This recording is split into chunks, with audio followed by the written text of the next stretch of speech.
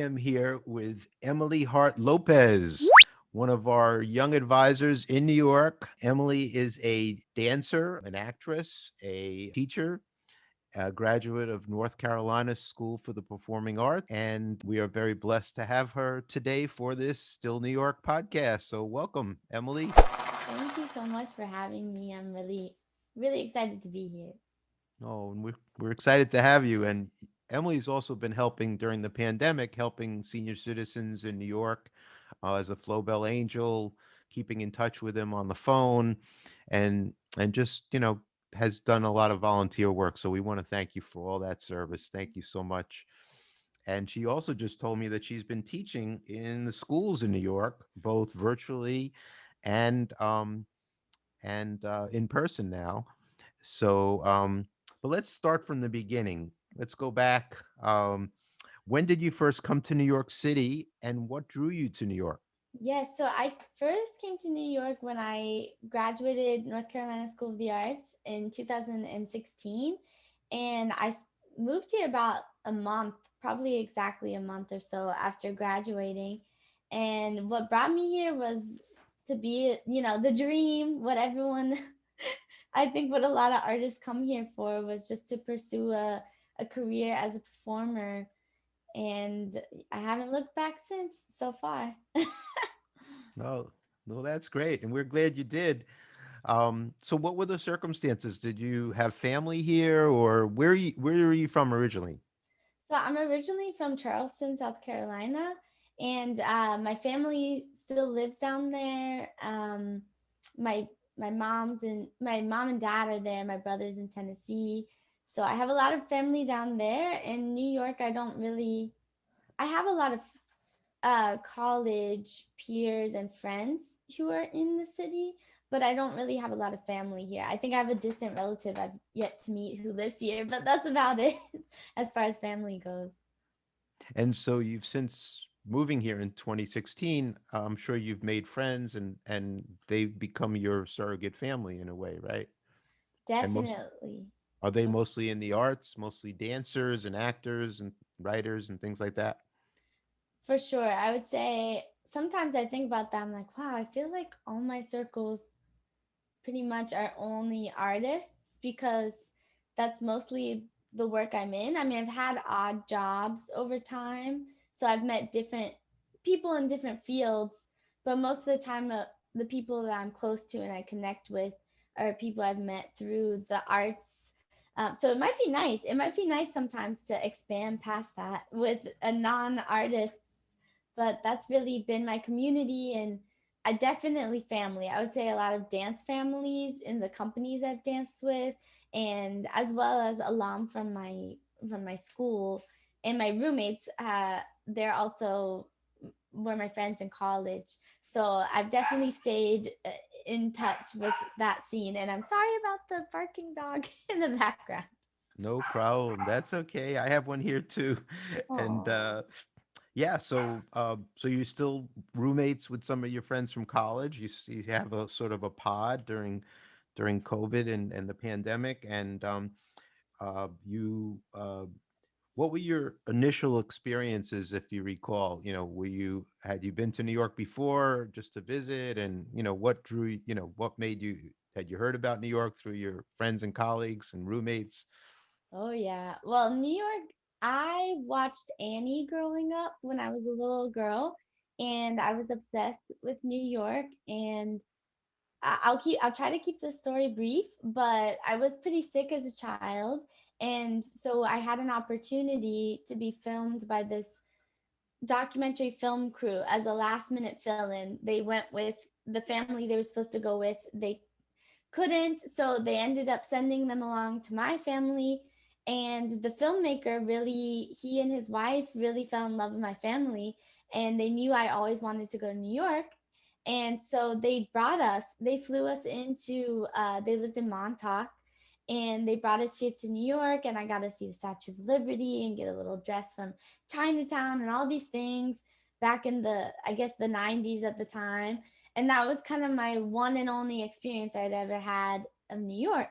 So then I was living in Texas at the time, then moved to South Carolina, back to South Carolina, and I got into musical theater and I went to arts high school. So from like eighth grade onwards, I was just dreaming. I'm gonna live in New York one day. I'm gonna be a performer.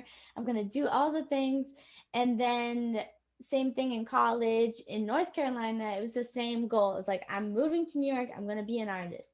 And so the summer of 2015, going into my senior year of college, I did the Broadway Dance Center professional semester, and I lived in the city for 2 months while doing the program. And we would also come visit when my college had like our senior showcase. So I was kind of dabbling in getting to know the city like my last 2 years of college. Um, so I could be more prepared and not just like in shock how to even navigate what the city's like. So that helped me a lot when I moved, so that I at least knew what it was like to live here a little bit, but it was still a whole new ball game, like a whole new way of life. Mhm. Wow, must have been exciting, and probably still is. And so did you have any mentors back then, or subsequently, or influences? And if so, who are they, and who are they? Oh yeah.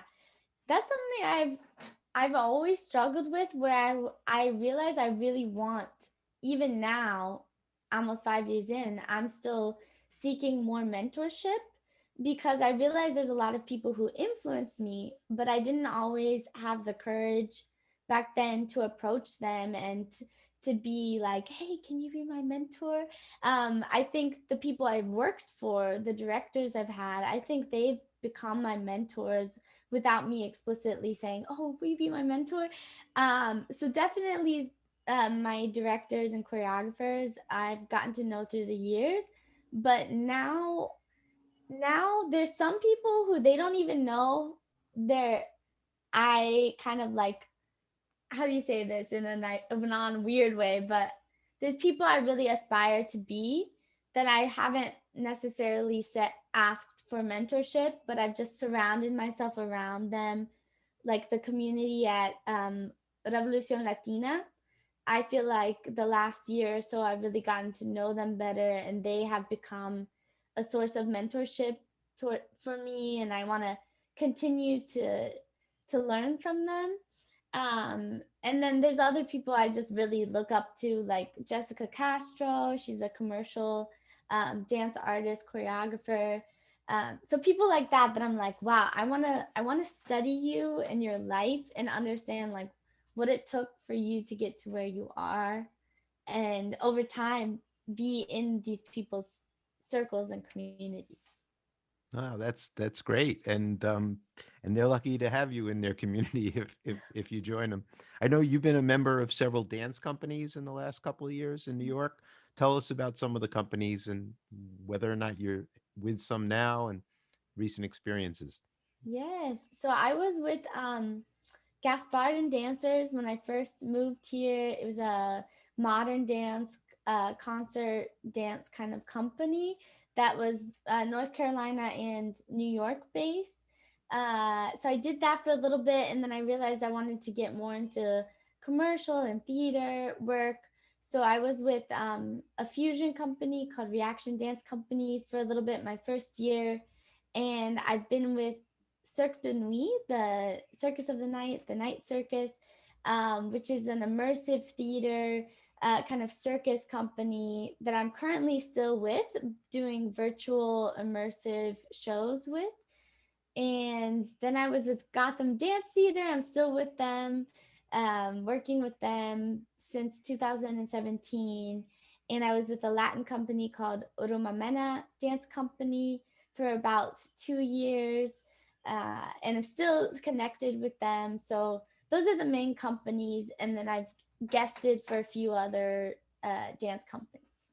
Wow, that you sound like you've been very busy, and there seems to be a theme with Latin dance in there. So I know I've seen you do Latin dance and teach Latin dance, and you do private sessions as well, or group sessions, even during COVID, right? You've been teaching Yeah, remotely. yeah. So I will confess I've been very because I still feel rather new in the world of Latin dance, I take it really seriously the way someone would when they're first learning ballet. That ballet is not something you just do overnight. You have to have years and years of training. So with Latin dance, even though I've been in it about 2 years or so, maybe a little bit, 2.5 years professionally speaking, um, it kind of opened the doors where more people wanted me to teach Latin fusion or things like that. So I've been able to teach online or teach kids a lot more. With adults, I don't teach anything with Latin dance privately or partnering. I teach group classes as a guest teacher for a SAS class right now. So I stick more to fusion because with with that I'm able to give people kind of a taste or basics and foundations within different styles of Latin dance, and then mix it sometimes with my jazz and contemporary background. Um, and that I really like. But sometimes, I'm still trying to keep it up, keep my training up within salsa, bachata, zouk, different styles, and just keep learning. Wow, wow. I know myself, I have two left feet, so I am probably the worst dancer in the world. My wife took me to a dance retreat at a hotel a couple of years ago, 7 years ago. We took about 40 classes. I didn't learn one dance.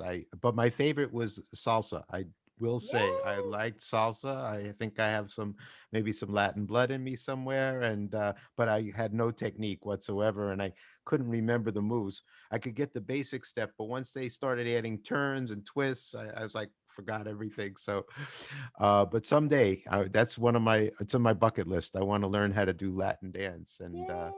yeah, yeah. So because I love the music, Yeah. and I think that is part of New York. Also, the whole Latin theme and the Latin dancing and music, Latin jazz, because there's a lot, big Latin ex population in New York, and it's part of our culture. And by the way, I love that photograph behind you of John Lennon and the Statue of Liberty. It's iconic New York. So thanks for having it. And Yeah. and so let me go back to my questionnaire here. Okay. So, um, what were your best memories of the when you first got to New York? The first, I guess, 3 years. Now that you've been there for Mhm. 5 years, right? Yes. Oh man, I think I've had to reflect on this recently for the show we're working on with Gotham Dance Theater. We One of the big themes is 22. It's going to be called 22. I don't want to share too much about it because we were going to release more, but I've been having to reflect back on what my life was like as a 22-year-old versus my parents in their generation and their background. And so I've had to think about this, and I realized that when I first got here, it was just like the world was my oyster. I was not prepared to be an adult in any shape or form. I was just living kind of on the edge in regards to I worked really hard. I would submit myself to things. I would say yes to a lot of unpaid opportunities just to get experience in the beginning. I would rehearse, go do work study, go to my job as a receptionist. And it was just chaos all the time. And I was definitely not like as responsible about, okay, I need to get a server, be get a job as a server or something so I can really pay my bills. Like I was didn't know what I was doing, but all I knew is I want to do whatever it takes to be here as an artist. And I was really lucky to have family who was encouraging me and supporting me and in a lot of ways in the beginning. And then everything was just an adventure. If I was uh, doing a gig or meeting new people, it felt so exciting to me.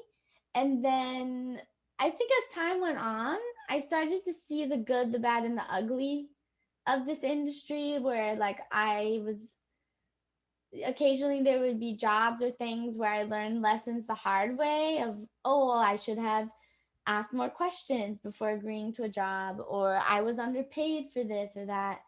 Um, but it's been really rewarding. I feel very supported in New York. I feel that the community is very supportive, whereas I hear in other dance circles it's not always that way. It's more competitive or more superficial. So I've had an overall very positive experience where I've just met the right people at the right time, and everyone has been just overall very inspiring. Yeah, that's great. Well, eh, I mean, I think you make your own opportunities. That's my philosophy. And I've seen how you have always stepped up and volunteered, and you've been willing to try things out, and you're an adventurer. And that's part of, I think, the artists that come to New York are seeking their their passion, and they are bringing that energy with them. And Mm. you've definitely done that. So thank you. And but is New York still the dance capital of the world in your opinion? Is it, has it been, or that's what I've heard. I've heard New York is the dance capital of the world. There's more dancers in New York than any other city in the world. Uh, for But I don't know if there's been any studies or statistics, or if that's just a sort of an anecdotal feeling. I think, yeah, I have never looked at statistics around it, but I could vouch for that statement. As far as I know, I haven't, I visited LA, so I don't know the community there as much. I know that's another big place for dancers, and that there's some cities in Europe where dancers are very supported and valued. Um, I know culturally speaking, in some countries, dance is a big part of the culture. But as far as like being a working professional performing artist, I feel like New York is the hub for that and the hub for a lot of different styles of dance and art and performing. And I feel the main thing I've noticed about this city that I can't say about other places is that they really welcome in anybody and everybody. Like you can be some of the best talent in the world here, and then you might not be the best, but sometimes there's still opportunities here even if you're not the best. And they welcome in movement and just celebrating art in the city. Like it's not easy sometimes. It's still challenging because there's, if it's a pool for that, there's more competition, that's for sure. But I do think that there's a place for everybody here. And I don't think in every city do they really celebrate or create opportunities for artists as much. There's just not as much support in some places. Let me ask you a question. You mentioned how you had to have side jobs as a server and this and that to pay the rent. I guess, is rent the big issue in New York, or has it been historically, the high cost of living and the high cost of housing? Oh yeah, I didn't even do this the serving jobs really that much. I was like a host. I've done all the little odd jobs. Definitely because as an artist it's not always consistent. But and also in the early years when you're building your career, you don't have as much experience to vouch for yourself. But as time goes on, it becomes a lot easier to kind of wean off of those things and to be more fully working as an artist and make more income as an artist. So that's just a separate topic. I will answer your question. Definitely rent, I do think, is very high here. I've seen it go down a lot because of the pandemic. So that's kind of exciting, but it's definitely just a very high cost of living city. But I have heard that like San Francisco is even more expensive to live in than New York. So I know there's some cities that might be a little bit more, but New York is definitely on the pricier side. So you think that as a policy, it might be good to have specialized housing for dancers and other arts workers in New York if the city wants to maintain its status as the cultural capital of the world? I think that would be amazing. I think I think about these things a lot, about the idea of the arts not being funded and as supported, we see that sometimes when there are budget cuts, it's the first to go, and that sometimes people just don't understand the value of within the educational system and within communities. And we saw that happen in the pandemic, that arts workers, at least theater workers in Broadway, it was like one of the first to go and one of the last to come back. Um, and yeah, I think definitely artists need more support, but I think artists themselves need to advocate for themselves more and ask for more for themselves, because I do think sometimes we as artists don't we're not encouraged to stand up for ourselves more and to ask for more. And so that perpetuates the problem as well of artists being undervalued, because we're told that and we believe that lie sometimes, and then we aren't. It's a self-fulfilling Yeah, prophecy, in other yeah. words. Yeah, I the think whole it goes concept. both ways. Yeah, Yeah, yeah. nothing So, does. well, thank you. And I know in the last couple of years you've had some great success. You've been doing commercials, you've been doing television, and that is so exciting, and that is great in only 5 years. And they say it could take 10 years in New York to really make it. So you're well on the way. Tell us about your new podcast, if you could, the new podcast series that you're developing, I believe, with some of your colleagues. Sure, I would love to. So this is a very recent development. We haven't even fully launched or anything. We're just in the recording and planning stages right now.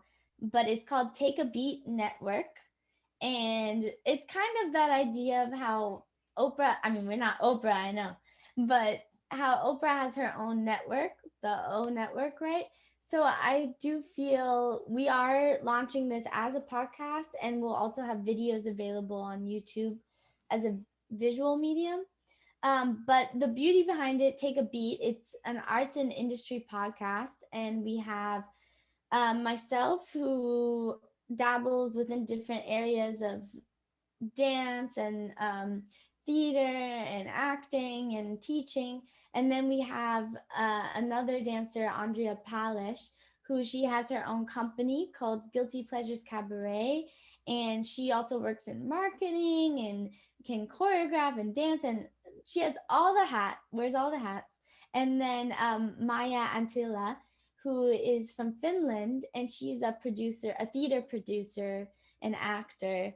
So it's really special because take a beat is this idea of like a universal phrase we use that within different art forms. We use the beat when you're dancing to the beat as a dancer. We use having, take a beat in film or in theater to have a moment. And then we use the beat in music, right? So that's kind of where that idea came from. And it's also kind of a call to action, because we feel that, yeah, you can sit around all day and talk about your field and complain about the problems in it, but what are ways we can encourage people to take action as artists to advocate for themselves and to learn more about this field in this industry that we didn't know this in school. A lot of people we had to learn the hard way. So we kind of want to be a source for young artists to understand more about, okay, what's it like? What are ways you can network? What are ways you can be an entrepreneur as an artist and beyond? Hmm.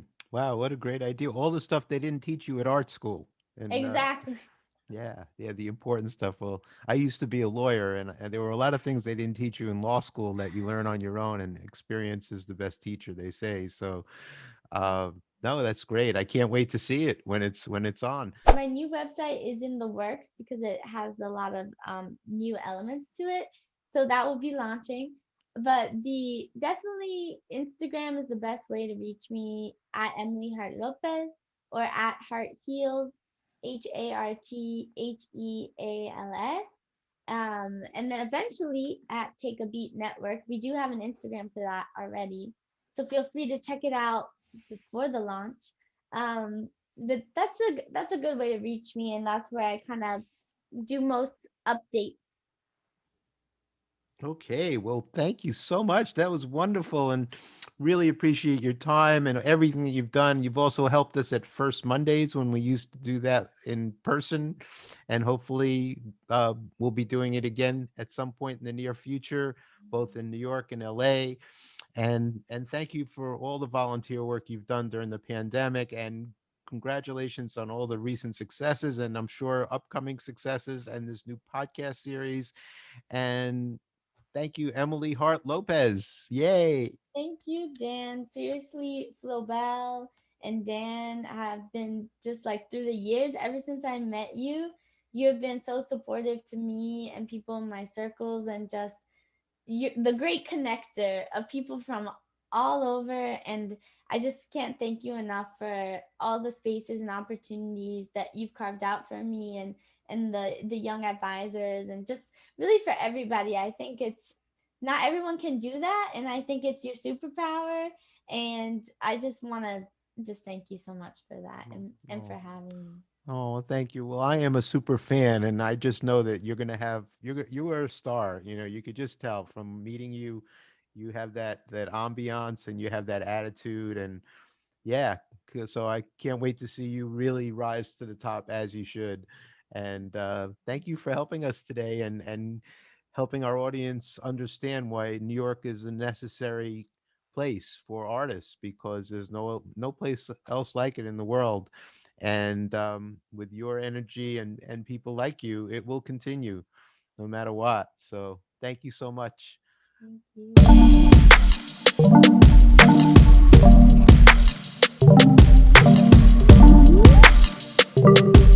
you.